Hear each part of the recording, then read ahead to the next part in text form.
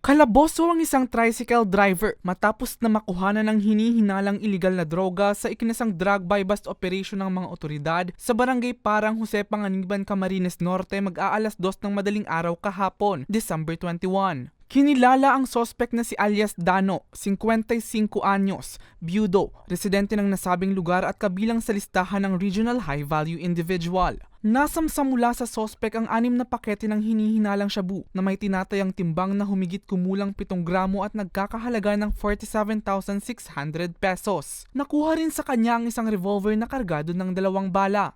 So siya ay isang priority target namin dito kasi noted siya as nagbebenta po talaga ng iba't ibang dito sa area ng Jose Panganiban. Actually, ilang buwan na rin namin binomonitor yung activities niya. Pero yun nga, ngayon lang, buti nga po ngayon na-implement na namin ang buy bust kasi talagang syempre kailangan po dumaan tayo sa proper procedures.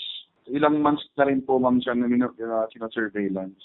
Sa ngayon, nasa kustodiya ng mga otoridad ang sospek at mahaharap sa kasong paglabag sa Sections 5 at 11 ng Republic Act 9165 o ang Comprehensive Dangerous Drugs Act of 2002 at Republic Act 10591 o ang Illegal Possession of Firearms and Ammunition Act.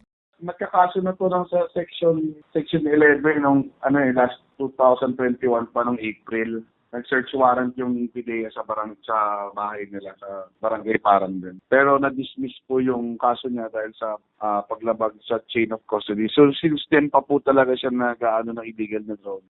Hinikayat naman muli ng mga otoridad ang publiko na patuloy na makipagtulungan sa kanilang kampanya kontra iligal na droga para sa mas maayos at mapayapang mga komunidad. Para sa mga balitang Tatak, Bicol, Mel Moral.